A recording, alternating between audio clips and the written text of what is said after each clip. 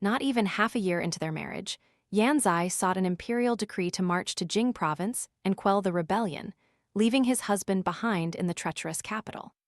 As harvest season neared, Emperor Yan decided to convert rice paddies into mulberry fields, selling all the silk to neighboring kingdoms, plunging the people into poverty and fueling widespread resentment. Amidst the chaos of a restless populace, a divided court, and a border engulfed in flames, Yan was forced to confront a brutal truth. This uprising wasn't merely due to starving peasants. A hidden hand within the court was secretly using her to change the very fate of the empire.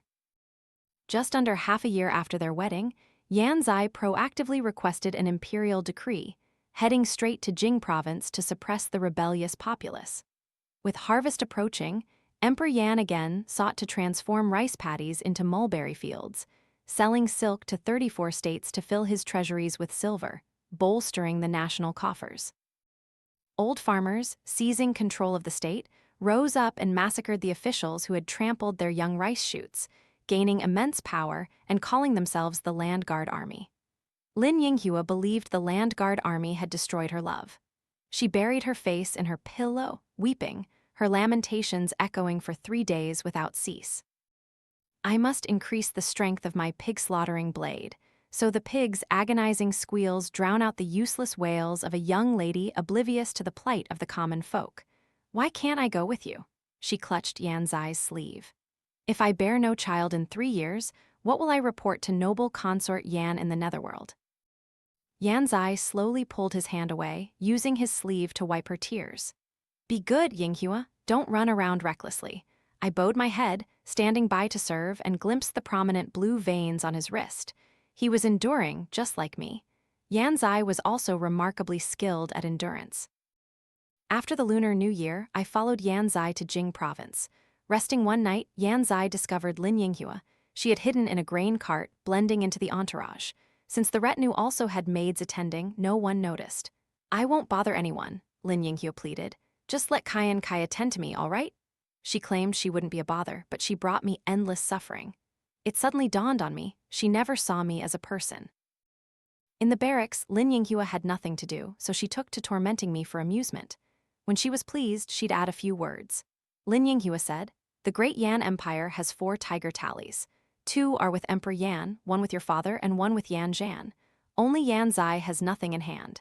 It was your father who recommended Yan to Emperor Yan, and the emperor merely lent him a tiger tally to command the troops. Yan must love you, understand." She kicked over the basin of hot water I was carrying, grabbed my hair, and yanked hard, grinding out each word. "Don't you dare go back and tell on him. What if we've known each other for years? No matter how badly I treat you, he won't say a word, understand?" I nodded. Satisfied, she released me and slowly sat down. "Go fetch hot water. I need to prepare to see His Highness." After a night's rest, I helped Yan Tianqiu bathe and change. She fastened her robe. "For these 7 days, you don't need to sleep in my tent." I received the order and went out, making my way to Silver Peach's tent, resuming a scattered conversation from 3 years ago that had no relevance. Sleeping until midnight, a cold hand pulled open my eyelids. I sat up, seeing Yan standing before my bed, gazing at me with profound eyes. His long, raven hair was soaking wet, water droplets running down his thin undergarment, clearly outlining his coiled muscles. "I was looking for you." His voice was calm, unruffled, yet I smelled rage. Beneath that stillness was a surging fury. I fumbled, reaching out to pull the blanket over Silver Peach's face, then took slow steps, following Yan out of the encampment. The green bamboo shadows gradually trembled among the mountains. Hearing the thunder that hadn't quite faded, it turned out there was a thunderstorm that night, yet I wasn't by his side. Though the Land Guard Army was untrained, their surging morale quickly overwhelmed the cowardly imperial troops. Yan returned with Deputy General Zhang Wu, shedding his soaked armor, which yielded half a bucket of blood-tinged water when wrung out. The smell of blood covered him. Yan Tianqiu wanted to embrace him, but the faint stench made her retch uncontrollably. Forcing a smile, she accepted the black robe, then turned and flung it at me. "Get out, wash it clean before you bring it back." After washing his battle robe, I went to hang it to dry, seeing a purple floral mattress billowing on the rack, naively basking in the sun. Beneath the mattress, Silver Peach fanned herself with a round fan, her eyes wide. Guess why I came here? It turned out the palace had dispatched a group of chefs to join the army. Silver Peach heard the 13th prince was going to war, and thinking she would meet us, happily came along at once. Seizing the moment before she could reveal the riddle, I gesticulated wildly. Silver Peach, don't pluck those old eyelashes again. Commander Wang, the leader of the Land Guard army, was cunning as a fox, excelling at guerrilla warfare in the mountains. Yan Zai had barely entered battle before Commander Wang taught him a lesson. Fortunately, Deputy General Zhang Wu, with far greater experience, accompanied him. Zhang Wu led his troops in a flanking maneuver, defeating the Land Guard army and returning to the camp with his head held high, riding ahead of Yan Zai. After the great victory, Yan Zai advocated for continued pursuit. Zhang Wu, however, suggested resting and reorganizing for a few days. It wouldn't be too late to pursue after the soldiers had recovered. Zhang Wu's proposal was met with much support. Soldiers gathered around the campfire, raising their cups to toast. If not for the general bravely fighting on the battlefield, how could we have this day? They cheered. General Zhang, brothers, we toast you. Cups clinked and jade wine splashed in all directions. Yan Zai sat before the two clinking cups, first applauding. Good, well said. If not for General Zhang, how could we have this day? Yan Zai smiled kindly. As per General Zhang's suggestion, we shall rest for 7 days. Zhang Wu gnawed at his meat so ravenously that I suddenly craved it. My iron hatchet was dull. Perhaps it was time to sharpen it again. I wanted to explain, but my hands were tightly bound by his. I could only bow my head and stand obediently before him. Do you know she put yam in the food you cooked? He almost ground his teeth. Why didn't you keep an eye on her? Do you know I vomit at the sight of a woman's belly? I almost threw up all my dinner. Do you know how terrified you looked when you pulled back the blanket? Were you afraid I'd recognize that maid's face and make trouble for her? Question after question pressed on me, each step bringing him closer. He yanked open my robe, revealing a festering wound still oozing blood. In your eyes, everyone deserves love except me. His voice was bitter. Because in your heart, I am a contemptible wretch who stops at nothing. As the patrol soldiers drew near, I was forced to pull him into the dark bamboo grove. We pressed close together, a hot tear falling on my fingertip. He bent down and slowly licked the tear from my fingertip to the palm of my hand, then to my wrist. I quickly covered his mouth and pulled down his sleeve. Your Highness wants this servant to. I gazed at his mesmerizing, tear-filled phoenix eyes. He coldly gestured. Deputy General Zhang, isn't it? It takes less than half a quarter of an hour from my camp to Zhang Wu's, yet night after night, I'm familiar with that path. For over a year, I waited for Yan Zai's command, and Yan Zai waited for Zhang Wu to achieve military success, squeezing out his last drop of value. Zhang Wu brandished his saber, spurred his horse, and charged ahead of Yan Zai, leading his troops to break through like bamboo, leveling the Land Guard army's last camp. Commander Wang fled with his remaining forces, leaving his wife and children trembling as they watched Yan Zai holding a torch. Despite Zhang Wu's objections, Yan Zai captured Wang's wife and child alive, tying them before the camp, and ordered me to carve a piece of skin from them daily. Zhang Wu couldn't bear to watch. He wanted to rush forward and cut the ropes. They too were forced. Why must your Highness be so heartless? Deputy General Zhang. Yan Zai turned and asked with interest, You and I both serve Emperor Yan. Why play at benevolence? He leaned close to Zhang Wu's ear. Have you forgotten? This empire my father seized from his elder brother Yan Li. I heard you once followed Yan Li. When my father led his army to the city gates, it was you who opened them, allowing my father to march straight to the eastern palace. Don't speak of Yan Li's wife and children, not even a dog was spared. And now you play the benevolent one. Zhang Wu frowned and retreated a few steps. I kill with a single strike, not like you, toying with lives in the palm of your hand. Toying on this battlefield if one doesn't devour others, should one wait to be devoured.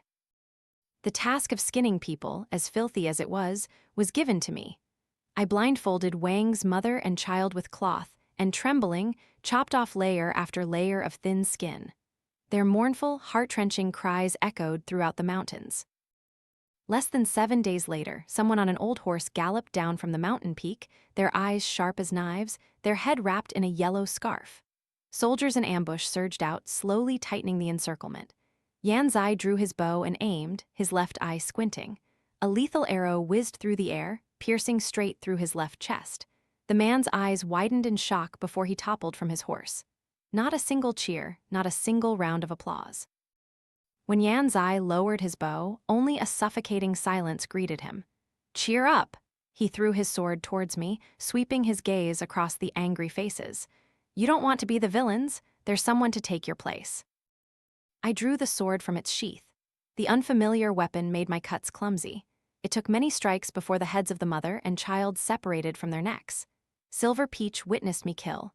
She was heartbroken and vowed never to love Yan Zai again, nor to speak to me. I, too, felt a pang in my heart. Perhaps the sight of me wielding the sword was too horrifying. Even Yan Tianqiu didn't make trouble for several days. I had more free time and often lit incense, contemplating Buddha. All conditioned phenomena are like dreams, illusions, bubbles, and shadows, like dew and a lightning flash. Thus, one should contemplate them. Yan Zai raised his hand and stroked my head. "Why do you worship Buddha? The one who should light incense and pray to Buddha is Zhang Wu, not you." With the war won, only 3 more days of reorganization were needed before returning to Yan capital to receive rewards. Yan Zai could no longer contain himself, eager to send Zhang Wu to the underworld. Before sneaking into Zhang Wu's tent, I sought out Yan Tianqiu and gestured to her. "His Highness commanded you to meet him after the 3rd watch." She happily agreed. I brought hot water and knelt before her, serving her diligently as she washed her feet. How soft her skin was, I truly envied her blind innocence and laughable foolishness. That night, Zhang Wu and Yan Zai drank celebratory wine, both getting completely drunk, each returning to their tents to rest. Stars were sparse, insects chirped incessantly, and Zhang Wu's snoring rumbled like thunder. I crawled out from under the bed, pressed the edge of my hatchet to his neck, and gently nudged him awake. He was startled. I placed my index finger on my lips, signaling silence. "Yan Zai sent you here?" He composed himself, whispering. "How much did he offer?" "I'll double it." I slowly shook my head. I gestured for him to extend his hand, then slowly wrote on his sweaty palm, "Uncle Zhang, long time no see." My fingertip glided across his damp palm, stroke by stroke. "I've grown taller. Why are you still alive?" The sentence was unfinished as his head rolled to the ground, clattering beneath the bed. I reached under the brocade quilt, touching his still warm fingers. I hesitated for a moment, then decided I couldn't bear to chop him into pieces. "Bastard!" I kicked the head hard, brushed the blood from my clothes, and laughed soundlessly, madly. At the 3rd watch, I lifted my head, offering my life to Yan Zai. He leaned in close, inhaling the strong, metallic scent of blood on my armor. I didn't know since when, but that scent had captivated him. He rested his head on my lap, gently caressing each of my fingers. Just then, Yan Tianqiu pulled aside the curtain and stepped in. She stood frozen for a moment, forgetting to react. She saw Yan Zai burrowing into my embrace like a hungry dog, sniffing all over me, while I sat upright on the chair, holding Zhang Wu's severed head. She almost turned to flee but was yanked back by Yan Zai, who grabbed her hair. Before she could scream, Yan Tianqiu's mouth was stuffed tight with my robe. Yan Zai knelt before her, wiping away her terrified tears. "Why?" he asked. "Tianqiu, I told you not to run around recklessly. Why didn't you listen?" Yan Tianqiu frantically shook her head, her bloodshot eyes staring at me. Yan Zai followed her gaze, his eyes meeting mine. "Come here." I stepped forward. Yan Zai raised his hand and shackled Yan Tianqiu's neck, then gestured for me to pull out the cloth stuffing her mouth. Yan Tianqiu gasped twice, looking at us as if we were 2 wild beasts. "I won't scream and I won't tell, I swear to God." She spoke like bullets, her voice urgent. "He called me here." Yan Zai glanced at me, said he already knew, but his hand never released her neck. "I am the daughter of Lin Gujiao, the daughter of a great general. You can't kill me, Yan Zai. My father won't spare you." Yan Zai looked down at her. "Tianqiu, are you very afraid of me?" Seeing me raise my hatchet, she shook her head frantically, trembling and slowly backing away. Yan Zai smiled. "You're lying. I hate liars the most." The sound of cracking bones echoed, and Yan Tianqiu's head slumped. The last tear clung to her collar. Yan Zai turned to me, untied his belt, and whipped me several times. "You're too eager to force me to kill her. I've already decided." Yan Zai had planned his escape. I obediently knelt, head bowed, accepting the punishment. "Ah." After the whipping, he knelt and embraced me, squeezing until I couldn't breathe. "I'm so happy. We are a match made in hell." I meticulously peeled off Yan Tianqiu's face, soaked it in poison, and fashioned it into a human skin mask. Dressed in silks and brocades, with a gold-embroidered belt, I wore the beauty's mask. I, Nanny Lan, step gracefully into the carriage. Last night, Deputy General Zhang Wu, drunk and debauched, sneaked into the princess consort's tent and attempted rape. Qian Ki, in an act to preserve the princess consort's chastity, beheaded Zhang Wu. Knowing her crime was unforgivable and would implicate the 13th prince, she peeled off her own face and crawled out of the tent, intending to flee. Ultimately, due to severe blood loss, she suffocated outside the camp. Princess consort Lin Yinghua, a woman of fierce integrity, bit off her own tongue to preserve her chastity. Though saved in time, her tongue was damaged, and she would forever be unable to speak. In the carriage, Yan Zai slept soundly, leaning on my shoulder. Silver Peach sobbed outside the carriage door. I pulled back the curtain and looked at her. She frantically wiped her tears with her sleeve, about to slap herself. I reached through the window and grabbed her wrist, shaking my head gently. I wish I could tell you, Silver Peach, don't be sad. The 13th prince is sleeping. Take this chance to count his eyelashes. Alas, she could only weep, and I couldn't open my mouth to comfort her. Lowering the curtain, my eyes stung, but no tears fell. They say a person's tears are finite. If you cry too much in the past, no tears will remain later. As the army marched to Qing province, what greeted Yan Zai were the rotten cabbages hurled by the populace. He rode his horse leisurely, just as he had years ago when he seized Yan Qing, his back straight, unmoved by the curses. Minion of a tyrannical ruler, you will face retribution. You'll never know peace in this life. If the former emperor were still alive, if the former emperor were still here, how could a bunch of worms like you manipulate the great Yan Empire? You beasts in human skin. You don't even spare the elderly and women, truly monsters. The curses were harsh and unpleasant. Bored, I jumped out of the carriage and climbed onto Yan Zai's steed. That night, he was indeed right. He and I were truly a pair made in hell. A rotten cabbage struck Yan Zai's nose. He reined in his horse, his eyes half closed. Do you know why you can throw this cabbage at me? I was ordered to eliminate the land guard army, but my cavalry never trampled the people's fields. Emperor Yan wants to turn the fields in Jing province and Qing province into mulberry fields. Jing province's fields were first trampled by county officials and their troops, then occupied by the land guard army. Why did you in Qing province escape disaster? He whipped his horse. Because of me, because of Yan Zai? The common folk fell silent, making way. Yan Zai spurred his horse into a gallop. I held his waist, watching his hat streamer flutter in the wind, fearing the red tassel, untied from the handle of my hatchet and tied around my waist, shone like blood in the brilliant sunlight. Upon his triumphant return to the court, Emperor Yan did not reclaim the military authority from Yan Zai, but allowed him to retain it. The great Yan Empire faced internal strife and external threats. Matters within the court were entrusted to Yan Zai, while border affairs were handled by Deputy Yan Zhan. Yan Zhan guarded the borders, fighting foreign enemies alongside General Lin, eventually drawing closer to power. Yan Zai returned to Yan capital, ready to serve the emperor's command. As for me, I served Lin Yinghua for nearly 2 years. When I became Lin Yinghua, I effortlessly inherited everything about her, except for one thing, the letters sent from the border by her father, the general. Yan Zai never suspected my illiteracy or ignorance, always telling me to grind ink, then imitating Lin Yinghua's handwriting to reply to the letters. Deception, that was what he excelled at. His lies were cheaper than tears. As for me, I planted hydrangeas, shook cinnamon trees, pressed oil from wild sesame, cooked snakehead fish. Sometimes, restless, I'd buy half a pig to butcher. To avoid disturbing the servants, this pastime usually occurred in the middle of the night. Yan Zai was my only audience. For 5 years, we colluded, finding joy together, hoping our respective victories and ambitions would flourish. Emperor Yan fell gravely ill. The court outwardly appeared calm, but undercurrents surged. No one dared to make a move, everyone was waiting. On a clear day, Yan Zai left court and said to me, "We are both very good at lying, aren't we?" Yan Zai's paranoia had resurfaced.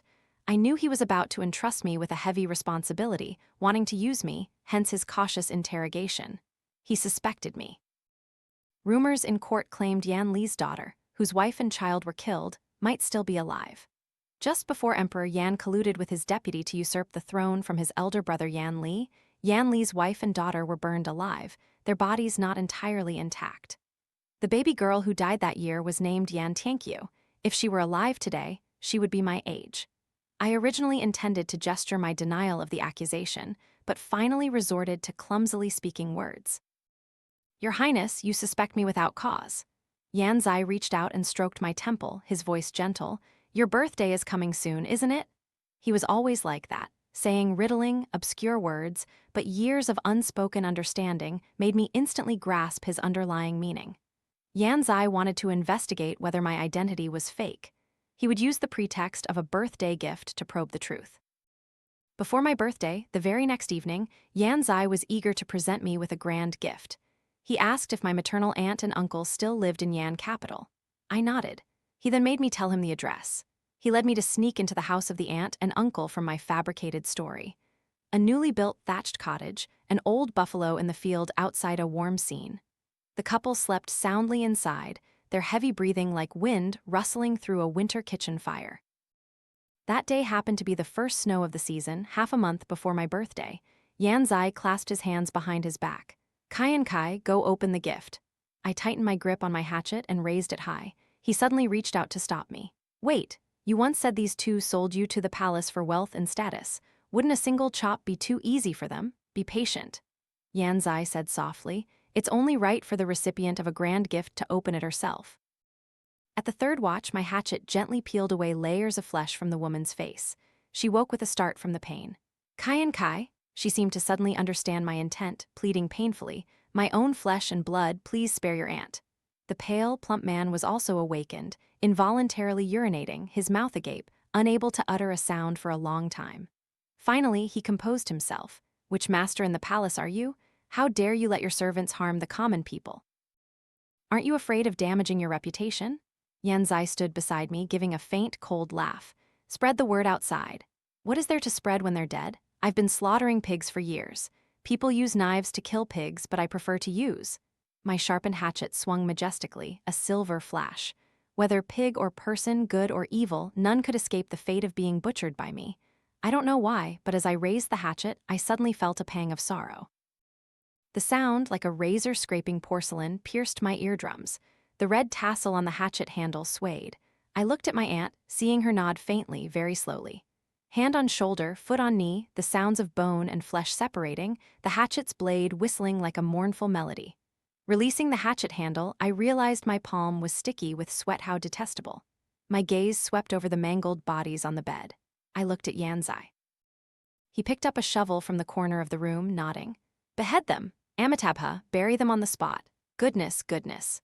After this, Yan Zai completely shed his suspicion of me. He was sure I wasn't Yan Tianqiu. Indeed, I was truly named Qian Ki, truly had an aunt and uncle living in Yan capital, and truly had torn them limb from limb. Yan Zai no longer harbored doubts. Days passed as before, tranquil and warm. Now, Emperor Yan was like a lamp in the wind, while Yan Zai held military power and soaring ambition. I knew Yan Zai was waiting for the opportune moment. I thought perhaps Yan Zai would never know that I, too, was waiting for the opportune moment. The winter mansion was unusually quiet. The charcoal brazier in the study glowed as usual. Years had passed since I ground ink for him in the Yan palace, yet I still couldn't avoid my common habit of dozing off during this peaceful afternoon. Waking up, Yan Zai had already placed an iron grill over the brazier, roasting a sweet potato until golden syrup oozed out.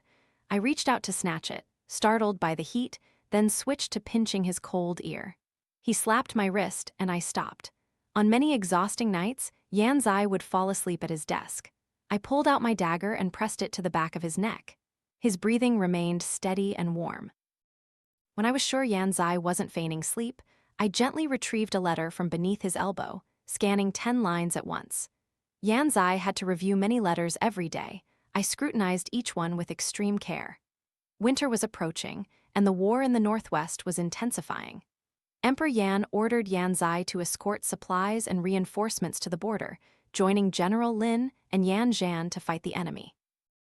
But Yan Zai had long since colluded with bandits lurking along the required route, hiring them to stage a convincing play. He would send his trusted aide to escort 20 carts of straw to the border. The aide would cooperate with the bribed bandits, who would rob these 20 carts. Meanwhile, winter clothes and provisions would be quietly escorted by Yan Zai himself, transferred to the troops he secretly maintained. In the palace, Emperor Yan was gravely ill. Border warfare was urgent. Worried about internal and external threats, Yan Zai marched straight to Yan capital, leading his troops to seize the Yan palace. He wanted to use the anti-enemy supplies to expand his own forces, seizing the empire amidst the chaos. Though Yan Zai was growing older and his power was increasing, looking at everyone around him, no one was more trustworthy than me. I put the letters back in their place, sat on a small stool, and quietly ate a cold, sweet potato. Less than half a month later, Yan Zai indeed assigned me the task of escorting 20 carts of straw to the border and staging a convincing play with the bandits. The night before our departure, there was no thunderstorm, yet Yan Zai kept me in his bedchamber, resting his head on my lap. He hummed a song, "Sir, do not cross the river, sir, you keep crossing the river. After crossing the river, what can be done? Please, sir, do not cross the river, yet you still cross. Your crossing of the river is truly unavoidable." Liaming plotted with the tiger, releasing his hand to gamble. I don't know if I'll return from this journey. Yan Zai was worried about me. In that worry, most of it was likely fear that I would expose his conspiracy in the northwest. He opened his mouth, and a small scorpion crawled out. He held the red scorpion and gestured for me to open my mouth. He grasped my lapel tightly, forcing me to bow my head. Though we had known each other for many years, this was our first kiss. Following the kiss, the small scorpion crawled into my throat. My esophagus burned with searing pain, yet his lips were cold. The kiss was intoxicating, growing more so, drawing a thin thread of saliva between our lips, like spider silk.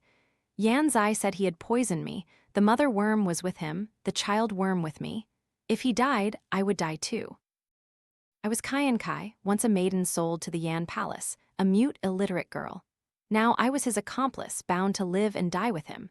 Yan Zai trusted me without a shred of doubt. The next day, he dispatched a troop of elite soldiers to hastily escort me and the supplies to the border.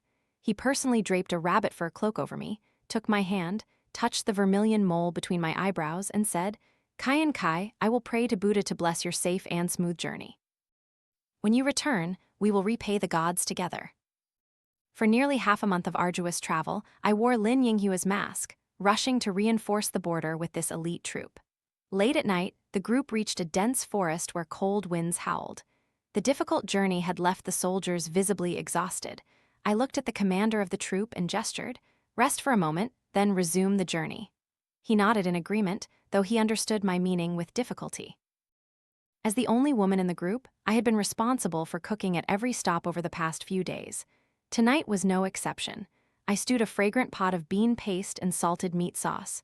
No one knew I had added sedatives to the sauce. The bearded soldiers thanked me profusely, then eagerly devoured the sauce with their sweet potatoes. After eating, they fell into a deep sleep, like pigs. The night watchman also dozed off, collapsing unconscious in front of the carriages. I put 2 fingers to my mouth and whistled a piercing pigeon call. In a flash, the deep forest erupted in flames. Bandits, hidden in the woods, rushed out with torches, surrounding the 20 straw carts and more than 30 sedated soldiers. I emerged from among the sleeping soldiers, gripping my hatchet, and forcefully threw it at a carriage. Straw flew everywhere, revealing glittering gold bars. Gasps echoed. Some coveted the gold, others coveted me, but I was Yan Zai's confidant. No one dared to touch me. "Prioritize transferring the goods." The bandit leader turned and shouted, "Dismount, get to work." 10,000 taels of gold. This was the amount Yan Zai had negotiated with the bandit leader. The 20 carts of straw seemed light, but the sacks were filled with gold. It took considerable horsepower to pull them, disguised as cargo. 40 muscular bandits had to make dozens of trips back and forth to transfer all 10,000 taels of gold. In the bitter cold of winter, the outlaws sweated profusely from moving the gold, their throats parched. Wealth captivated them. No one paid any attention to me. They saw me carving ice by a frozen stream, assuming I was simply passing the time. Suddenly, a rich scent of wine wafted out. All the bandits turned to look at the wine jar I had just opened. It was wine from the carriages. Yan Zai had thoughtfully prepared 10 jars of aged osmanthus wine for the soldiers. 1 full jar remained. I dropped a few carved ice cubes into the wine. The 1,000-mile fragrant wine was now cold and sweet. Gulping sounds echoed repeatedly. I quickly closed the lid of the wine jar. The bandit leader remained silent, but the drunken subordinates could no longer contain themselves. "Brother," one yelled, "with such good wine, a sip for everyone wouldn't hurt." "Exactly." This woman even put ice in it, intending to enjoy it alone. "If the ice melts, the wine will be as bland as water." A chorus of agreement rose loudly. The bandit leader roared, "Shut up!" He spurred his horse in front of me. "You drink first." He pressed his saber to my neck, his hawk-like eyes fixed on me. "Or are you afraid to drink?" I used a wooden scoop to ladle the fragrant wine and drank 3 scoops. As I was about to drink more, a pained cry stopped me. The bandit leader ordered someone to guard me to see if I would still be alive after an hour or two. Loud cheers echoed through the mountains, startling thousands of cold crows who flapped their wings and flew towards the horizon. Hour passed. I was still sitting in front of the carriage, swinging my legs idly. Someone eager could no longer wait.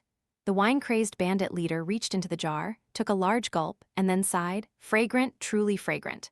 The rest of them watched with red eyes. Seeing that the gold and silver were almost completely transferred, they jostled and fought to drink the wine. 50-year-old Osmanthus wine. How many decades does a person have to wait? Only with patience can such a precious vintage be brewed. When the wine was not distributed equally, several bandits fought fiercely, one even dying. The leader was extremely annoyed. "That's enough." He threw his saber to the ground and stepped forward, picking up the wine jar. "I'll divide it. Everyone will get a share." Half the mountain was steeped in the rich aroma of wine until the last drop was licked clean. The leader, who had drunk the most, staggered towards the soldiers, intending to follow Yan Zai's plan to kill them all, but he collapsed. His limbs convulsed, foam frothed at his mouth, and his iron saber clattered. The sky suddenly began to snow. Half an hour later, white snow covered the corpses everywhere. The bandits, eyes wide and teeth gritted, their faces purple, lay strewn across the mountains. A few still breathed faintly. I picked up my hatchet and went to each one, chopping them down. The wine was indeed strong enough. My steps felt as light as if I were flying. Thanks to the alcohol, I chopped with satisfying abandon. Not a single one could be missed. I had to check every corpse. If anyone seemed uncertain whether they were alive or dead, I treated them as if they were feigning. "You poisoned the wine." A man with bloodshot eyes looked at my raised hatchet. "Why aren't you poisoned?" "Because I put the poison in the ice cubes, you fools. The longer you waited, the more the poison seeped into the wine." Serving Yan Zai, I had learned far too much. I wondered if he regretted it, regretted raising a wolf with such blazing ambition as me. "Yan Zai, you wished me a smooth journey and safe return. Thank you. I will certainly be everything you wished for." Chopping off the last bandit's head, I turned back to the still sleeping soldiers, checking the name tags on their bodies. The names that appeared in Yan Zai's letters, anyone connected to him, not a single one would be spared. All had to die. Corpses piled up like mountains, blood flowed like rivers. I picked up a dry branch, dipped it in the still warm blood, and wrote on the pristine white snow. By dawn, the sedative began to wear off, and some woke. One looked around, his face pale. "Please, please don't." Seeing me, covered in blood like Yama King himself, he didn't even have time to beg before I grabbed him by the collar. Like dragging a pig, I pulled the 7-foot-tall man to the blood-written snow. Yan Zai colluded with mountain bandits, usurping the throne. I am Yan Zhan's spy, planted beside Yan Zai. The mountain bandits have been completely annihilated by me. Now, send one person back to Yan capital to report the stolen goods. The rest of you, immediately escort me to the border.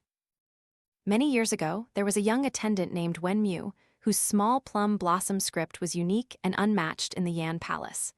No one knew that the pig butcher named Qian Ki also knew how to write, and wrote more beautifully than anyone. It was her mother's handwriting, who had held her hand and taught her stroke by stroke. Her mother's handwriting was even more beautiful, but sadly, it had been burned onto the saddle. There was no need to shout. A simple flick of the whip sent it flying like the wind. From the high mountain, I gazed at the myriad rooftops nestled at its foot. Night fell, lights flickered, cooking smoke billowed. The cold wind cut at my face, but my blood boiled. I felt a burning fire in my heart. Riding through the long night, dawn broke, its rosy rays illuminating the path below the mountain. I raised my whip and struck hard. Go towards my brilliant path." The border was bitterly cold, wind and snow howled. Soldiers in thin coats huddled around campfires, their faces red from the cold. Riding alone, covered in road dust, I entered Yan Zhan's tent. Yan Zhan removed his rabbit fur cloak and draped it over me, brushing off the layer of frost. General Lin Gujiao stood up in astonishment. "Yinghua," peeling off the mask, I gestured to the old, weather-beaten general. Lin Yinghua, with a glimmer of hope, looked towards Yan Zhan. Yan Zhan placed a hand on General Lin's shoulder. "Your daughter has passed away." General Lin Guozhou staggered back 2 steps, leaning on a table. No, it can't be. How could my daughter? I raised my hand. After marrying Yan Zai for 2 years, he, to curry favor with Emperor Yan, dissected her skull and presented it to his majesty. This mute woman is also proficient in lying. I continued to gesture, pointing to myself to conceal. He peeled off Lin Yinghua's face and stuck it on mine, and even imitated her handwriting to reply to letters. Yan Zhan acted as my interpreter, relaying these lies verbatim to Lin Guozhou. I once advised her. His voice trembled, tears welling in his eyes. Yan Zai is a murderer. He is a living devil who walked out of the Yan Palace. In that forbidden palace, who isn't a wolf in sheep's clothing, Yinghua was innocent and pure. How could she possibly contend? Contend with anyone. Lin Guozhou pulled out a wine gourd from his hip, guzzled it down, and stormed out of the tent, wildly slashing at the fence.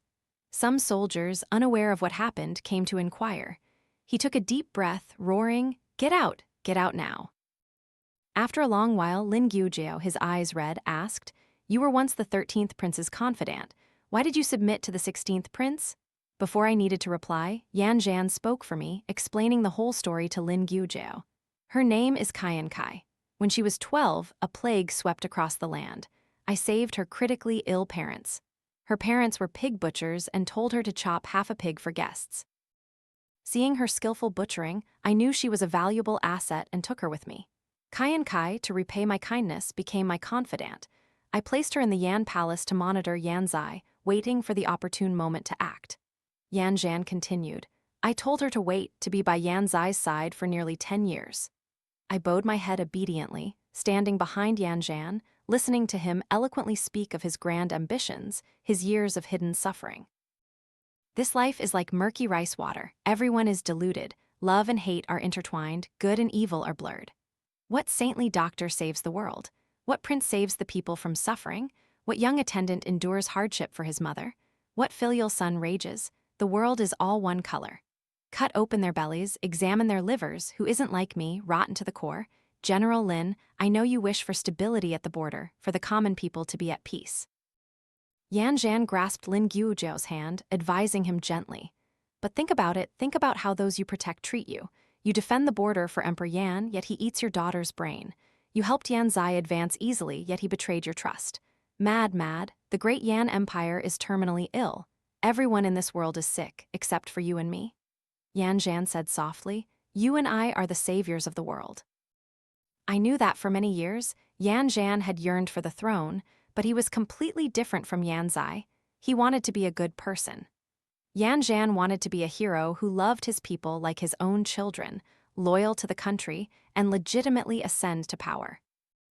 Therefore, he waited patiently, placing the illiterate pig butcher beside Yan Zai, waiting for Yan Zai to depose Yan Qing, then waiting for Yan Zai to reveal his ambition to usurp the throne, waiting for Lin Guozhou to ally with him, waiting for a legitimate reason to lead a mighty army to storm the Yan Palace, paving the way for Yan Zhan to ascend. Waiting and waiting, finally, this day came. He and Lin Guozhou, holding 2 military tallies, mobilized 100,000 troops and pressed towards Yan capital. As for me, I was Yan Zhan's greatest asset, now resting in his arms, waiting for him to examine my throat. The carriage swayed as it reached Yan capital. Yan Zhan's index finger pressed on my epiglottis. I lay still, letting him examine me to his satisfaction. A person's throat is but a short, narrow passage. Even if he looked to its very end, he could not fathom the human heart. Just as Yan Zai attacked the Yan Palace, Yan Zhan and Lin Guozhou led their troops out to meet the challenge. The gates of Yan capital were flung wide, battle flames raged to the sky, and the terrified populace scattered, fleeing the city. The long blue stone road from the city gate to the Yan Palace was drenched in foul-smelling blood. Severed limbs lay scattered everywhere. Soldiers brandished their sabers, hacking at enemies like chopping wood, their eyes bloodshot, unable to recognize even kin. The vast Yan Palace had only a few places untouched by blood, among them the stargazing pavilion, originally an observatory of the Imperial Astrological Bureau, which Emperor Yan had usurped for his own pleasure. Inside the pavilion was a secret tunnel leading outside. I stood at the tunnel's entrance, my hatchet gripped tightly. Gasping, I breathed heavily, my chest heaving, cheeks flushed, palms slick with sweat, my whole body trembling. So happy, so excited, so blissful. No one in this world was happier than me. Changing my name, fabricating stories, sneaking into a cannibalistic palisade to cure an old ailment, a disease of the heart. Hatred, that was the name of the disease. It tormented me day and night, robbing me of sleep. The air was bone-chillingly cold, but my heart burned like fire, my breath condensing into white mist. Emperor Yan fled in panic from this tunnel, his body gaunt, cheeks hollow, only his phoenix eyes still sparkling with sharp intelligence. It was said he had suffered from a serious illness since childhood, spending years seeking remedies. Hatred, hatred, hatred. Now the person I hated most was before me. This happiness overwhelmed me, making me unsteady on my feet. I wanted to torment him slowly, yet I feared the night was long and dreams could be many. Weighing it all, I decided to finish him quickly. Seeing someone block his path, Emperor Yan's face turned ashen green, shrinking in the tunnel. "Who are you?" "It's me," I mouthed silently, trying to form clear words with my lips. "It's Lingyi who treats your illness." "I've never met you." He retreated further into the dark tunnel. "If you are Lingyi, why haven't you cured your own muteness?" I laughed heartily, or rather, opened my mouth and gasped for air. It was the laugh of a mute, of someone ill. After laughing, I dragged my hatchet into the dark tunnel. He ran, I chased, my hatchet sparking on the ground as I caught up. My hand grabbed his hair. He groaned, I, you are Yan Jiwen, maddening people, destroying both mind and body. Let this old man prescribe medicine." He knelt, offering his neck, accepting the chop like sawing wood, slowly sawing through bone. Finally, Emperor Yan's head slumped, his groans fading. "See, I didn't lie to you. I am indeed Lingyi. Look at this hand that can bring the dead back to life. I chopped you, didn't your illness get cured?" I carried Emperor Yan's severed head, huddled in the secret tunnel of the stargazing pavilion, waiting for 3 days and 3 nights. Until Yan Jian opened the iron hatch, extending his hand towards me in the daylight. "Qian Ki, it's over, I won." Of course, Yan Jian had allied with Lin Gujiao. How could Yan Zai fight too and win? I took his hand and stepped out, tossing Emperor Yan's head aside. I slowly dragged my heavy hatchet forward. In my sight, only scorched earth remained. The once magnificent Yan Palace was now a living hell. Fallen soldiers lay like wheat stalks broken by the wind. Ants crawled from their hollow eye sockets. The stench of decay assaulted the senses. Vultures circled, calling their kin. Victorious soldiers pushed carts laden with corpses, their shouts echoing. They stooped to gather bodies like farmers harvesting rice. My hatchet dragged on the ground, leaving a deep, blood-soaked trench in the soft earth. Yes, the colossal sun set in the west. The entire Yan Palace was bathed in red-orange light, a deathly glow that shimmered. Fire clouds boiled on the horizon, the yellow cloud layer pressed low. The flames seemed about to consume the palace tiles. "Qian Ki," Yan Jian led me to the golden throne hall. "I have killed all the imperial family, except for my imperial brother, Yan Zai. You once said he bound you with the mother-child worm, linking your lives, so I didn't kill him. He made you mute, made you a hunting dog, made you kill your own parents. If it were me, I would hate him to the bone." Yan Jian stopped before the threshold and pushed open the doors. "So, I captured Yan Zai alive as a wedding gift to take you as my bride." The golden throne hall, untouched by the fires of war, was as it had always been. Only things had changed. The butcher of yesteryear was now a pig awaiting slaughter, and the pig of yesteryear had become the butcher. In the center of the great hall, Yan Zai was gagged, bound tightly to a pig-slaughtering bench. I approached him, gently stroking the vermilion bead between his eyebrows. "Thank you for your curses. This path I've walked has been safe and smooth. Yan Zai, do you regret meeting me?" But I never regretted meeting you. On stormy nights, we would lean against each other, watching the wind in the corridor make the candle flicker, its shadow dancing on the wall. You would hum softly, always lulling me to sleep first, while you stayed awake. You spoke of the deep palace gates, you said you wanted to hold tightly to my robe. No, Yan Zai, you should not have underestimated me, you should not have held the robe of a liar. "Qian Ki," Yan Jian nodded at me, "turn this traitor into a human pig. Excellent." Hand on shoulder, foot on knee. The hatchet swung, tearing through the air, its rhythmic sound like a melody. I chopped off Yan Zai's hands, stomping my feet in a dance-like rhythm, then raised my hatchet and turned lightly to stand behind Yan Jian. Yan Jian sat upright on the dragon throne once occupied by Emperor Yan and gently clapped his hands. My silk skirt brushed past his leg. "Qian Ki," Yan Jian smiled. You are my sharpest blade. I held up the gleaming hatchet, its blade like a bronze mirror reflecting my face clearly. Willow eyebrows, almond eyes, jade nose, cherry lips. Looking through those sparse lashes, people only saw the innocent eyes of a child, a wretched soul sold to the palace, an illiterate pig butcher, a silent, loyal maid. I must thank the foolishly pure beauty of this face. It made it difficult for people to recognize that its owner was always full of deceit. The hatchet came down. His head rolled to the ground. Yan Zhan's head tumbled at my feet, a victorious smile still frozen on his face. Smiling, smiling? Yan Zhan, oh Yan Zhan, how can you still smile? Did you think I was a loyal, illiterate pig butcher? You were wrong. I had sneaked into the study and secretly read your letters, seeing all your profound schemes. You claimed you would be a hero saving the people from the inferno, so you secretly sabotaged the dikes to plunge the populace deeper into the flames. To gain a reputation for flood control in the south, you ordered the dikes to be blown up, then played the hero yourself, controlling the floods. To earn praise for saving the world, you threw diseased pig and goat carcasses into the upstream, causing epidemics to spread everywhere. Yan Zhan, you finally got what you wanted, and you even wanted to reward me by making me your concubine. Aren't you mad? I have the cunning to manipulate the world, abilities no less than yours, so why should I lack ambition? Why should I resign myself to being beneath you? I am no one's sword. I am only myself. I am Yan Tianqiu. The Tianqiu in my name means eternal prosperity. Before I was Qian Ki, I was called Yan Tianqiu. My father, Yan Li, the ruler of our nation, loved his people like his own children.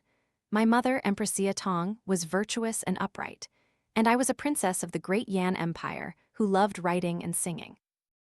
I loved my mother most. Her calligraphy, like plum branches, held integrity. Her singing voice, like a bird's, lulled me to sleep. Second, I loved my father. He managed affairs diligently and won the hearts of his people. I was proud of him. Third was Nanny Lan, my wet nurse who raised me. She used to be a pig butcher, very skilled at it. Fourth was Eunuch Hai, the cunning eunuch. I found him very interesting. When I was little, I was incredibly ugly. Many praised my intelligence and education, but no one praised this superficial beauty. So fifth, I liked Zhang Wu, the young general guarding my father's city gates. He was very good at flattery. When the palace carriage passed through the city gates, I would jump down and peek.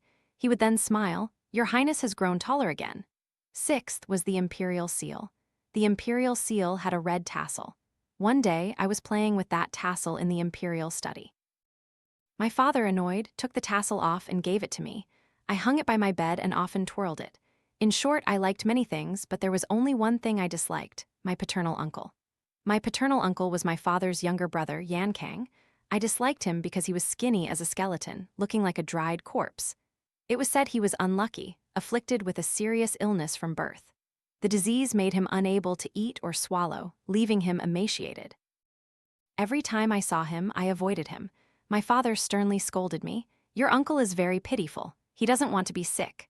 At that time, the relationship between my father and my uncle was still very good.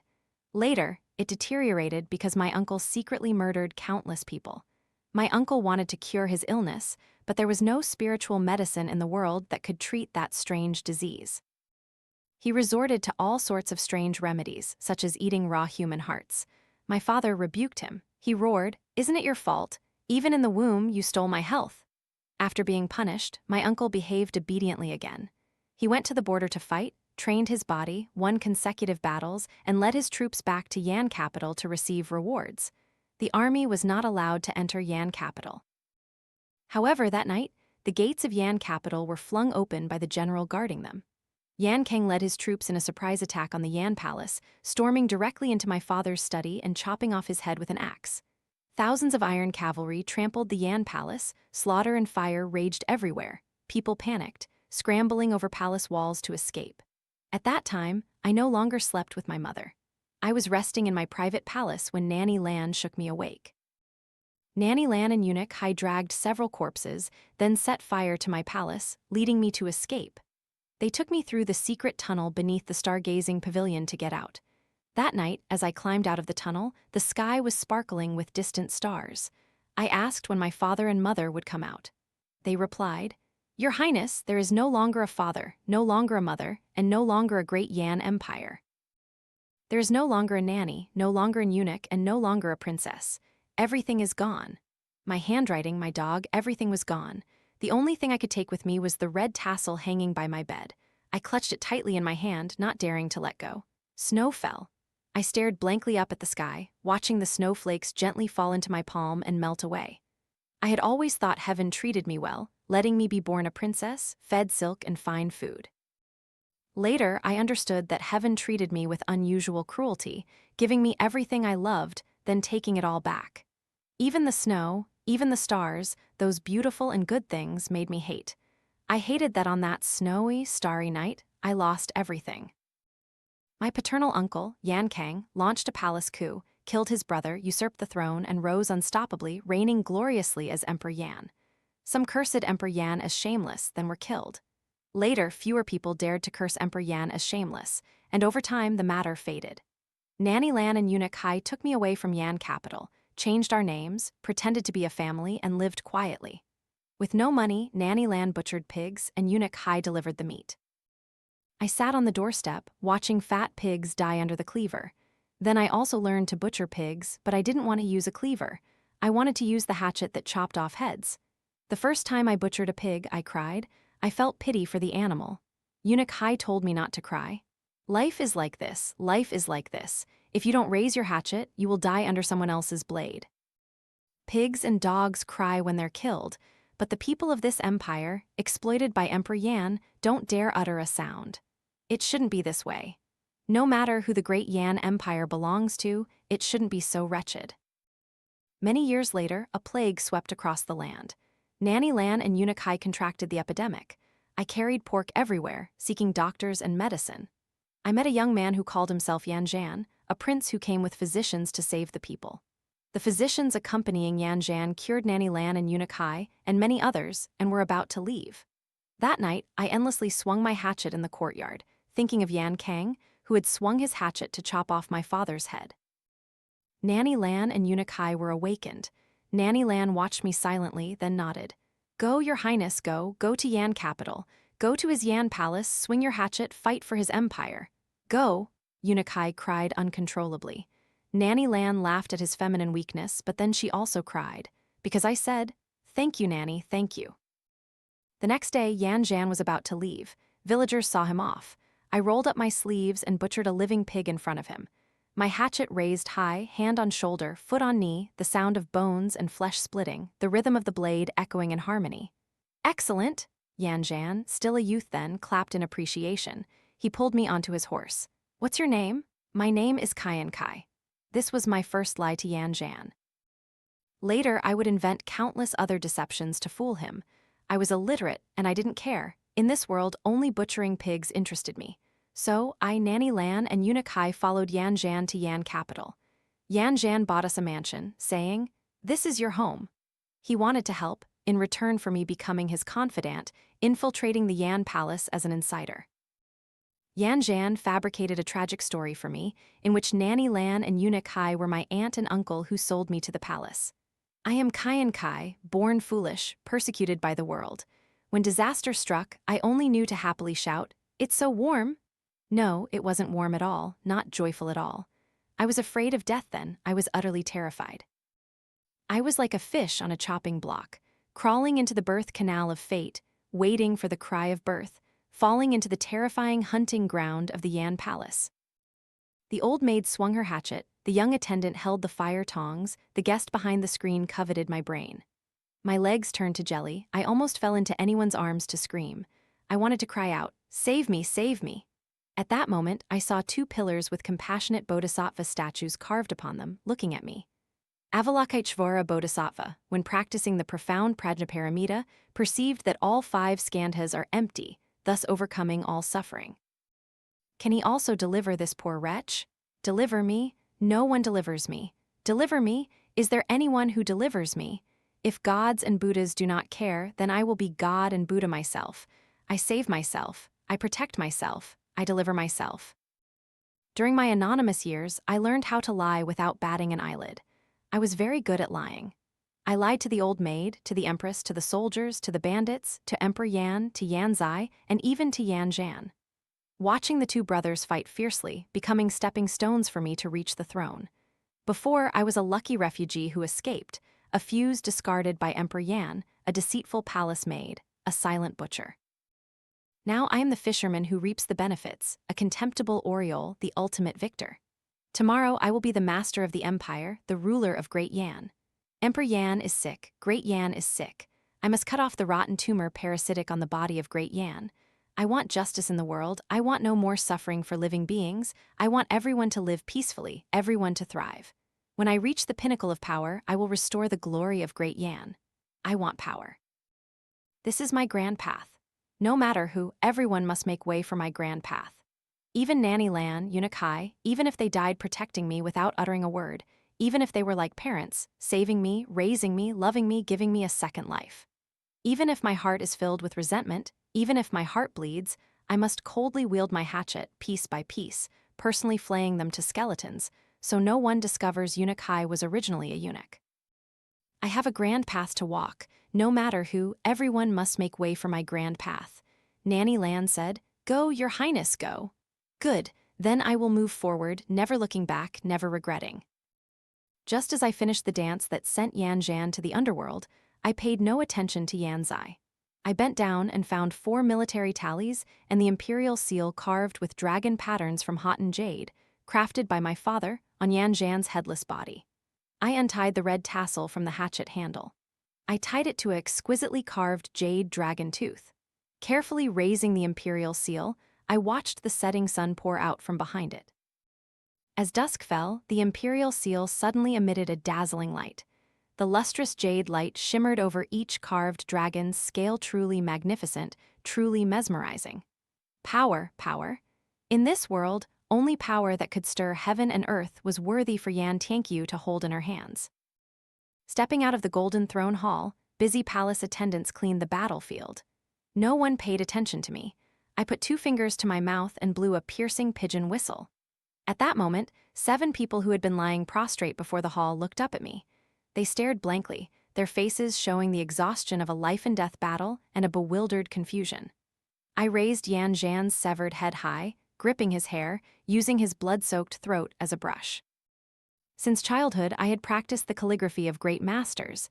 Every stroke was firm and powerful, sharp and utterly exposed. Using a human head as a brush, the palace as paper, fresh blood as ink, I dabbed blood to seal my first bloody imperial decree.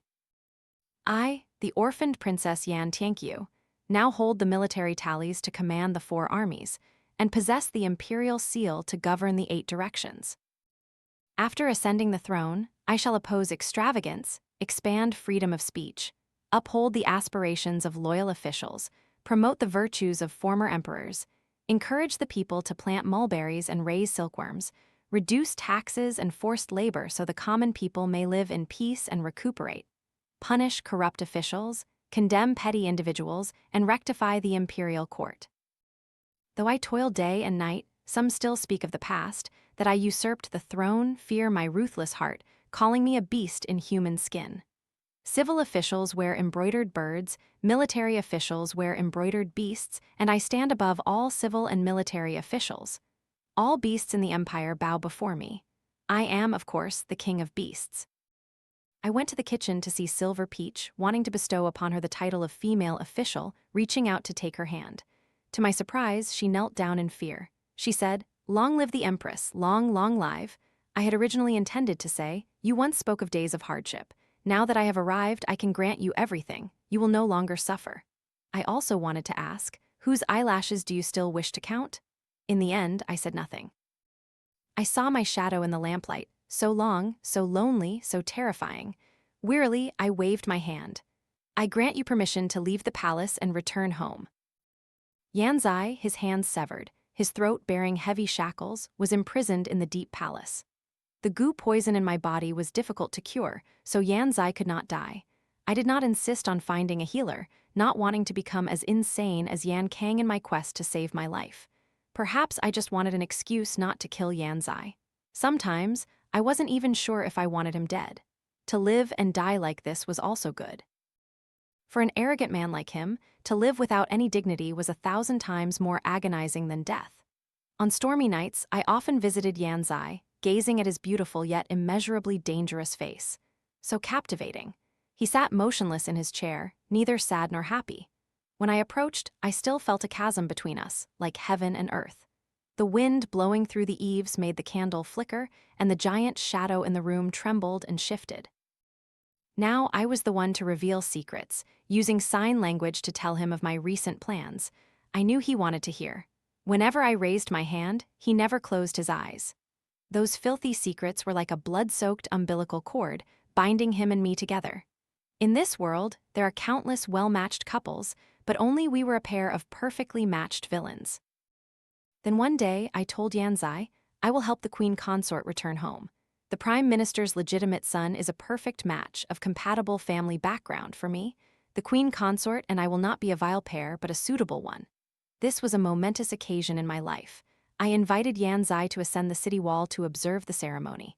Yan Zai smiled at me. He said he agreed. So I asked him, what did the Empress Dowager really say on the night she passed away? Yan Zai replied, she said she was truly guilty.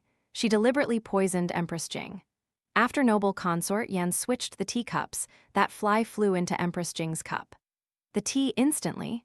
Noble consort Yan knew there was poison in the tea, but she just quietly picked out the fly and watched Empress Jing innocently drink the entire cup. Borrowing a knife to kill, noble consort Yan used the poisoned tea to kill Empress Jing, then watched Yan Zai defend her, suffering and tormented, and finally bowed her head, confessing her crime. She taught her son loyalty and righteousness, yet she herself was so despicable. She dared not tell Yan Zai the truth behind her confession. For the sake of her motherly dignity, she let her son misunderstand her confession as foolish kindness, naive, leading him to harbor resentment and murderous intent. When I came to her with a knife, she regretted it. She told the truth, but it was too late because I had already cut open her belly. Yan Zai said indifferently, at that time I regretted it, but it was also too late. Kill me, he said. I gave you the mother worm. If I die, you still live. I don't believe you, I mocked him with sign language. You want to trick me into killing you, into going to hell with you? Dream on. On the day I married the prime minister's son, snow fell. The landscape was covered in a silvery white, indescribably beautiful. In my flowing wedding dress, I rode a tall horse, behind me a bridal palanquin carrying my chosen groom. My groom came from a pristine family, was deeply learned, handsome, and gentle, truly unparalleled perfection. The whole world praised me, envied me, looking up at me and my splendid attire, my radiant beauty, my magnificent throne. Yan Zai also stood on the city wall, watching me. I knew he was looking at another version of me, the endless liar, the despicable and shameless one, the one who wielded an axe against her benefactors, the one who resorted to any lowly means. My horse reached the foot of the city wall, and suddenly, an earth-shattering sound echoed. Someone fell before my horse's hooves. The guards watching Yan Zai rushed over in a panic, apologizing, reporting that Yan Zai had suddenly fallen backward from the city wall. I closed my eyes and looked down at the body that was once so magnificent, now shattered like broken jade and scattered tiles, like a beautiful ceramic statue buried for a long time, its vibrant colors crumbling into 1,000 pieces when exposed to the open air. His fleeting beauty finally vanished, and his rotten inner self and filthy secrets were finally exposed. Our eyes met. On his distorted face appeared an ill-timed look of triumph, his red lips slightly parted as if wanting to utter words. What did he want to say? Love, hate, or something else? Did he want to use this dying wish as a curse to bind me for life? Yan Zai, you will not succeed. You cannot outsmart me. Even if you die on my wedding day, I feel no torment. Between you and me, the schemes have run dry. I won in the past, I win in the present, and I will still win in the future. My hand, gripping the reins until white, spurred my horse to trample over Yan Zai's struggling body before the magnificent palace, with vast white snow behind me. His whole life, he had lied so much, yet the last words he spoke to me were sincere. After the marriage, I dedicated myself to governing the country, guarding the northern plains, fending off southern pirates, worrying day and night about national affairs. Little by little, I gently cleansed the festering tumors of the great Yan Empire. I still chanted Buddhist prayers, though I rarely killed anymore. My knees seemed to ache subtly every winter. Fortunately, someone cared for me. Late at night, amidst fierce wind and rain, I awoke, and the queen consort also awoke. Your Majesty, the queen consort knows you like to hear people sing on rainy nights. So he rested his head on my lap and softly sang the folk song, Sir, do not cross the river, sir, you keep crossing the river. After crossing the river, what can be done? Before the altar, incense smoke curled, and the bright red incense stick burned, faintly revealing the image of an old friend. This old friend once told me, the palace gates are deep and distant. Only thing he can hold onto tightly is my robe. I looked at my palm, gently clutched the empty air, only catching a wisp of smoke. All conditioned phenomena are like dreams, illusions, bubbles, and shadows, like dew and a lightning flash. Thus, one should contemplate them. The moonlight was profound, the small mole between your eyebrows like a vermilion bead. All that appears is illusion. If one sees all phenomena as not phenomena, then one sees the Tathagata. That head submerged in the lake, that broken. If one seeks me by form or seeks me by sound, that is a wrong path for people. One cannot see the Tathagata. On our wedding day, what did you ultimately want to say? I don't know. I only know that indeed my life was smooth sailing, safe and sound, eternally prosperous. Only I reigned supreme. If your heart is still beating calmly after this story, please subscribe to join Chillify and uncover more mysteries. Every night, a shutter. M.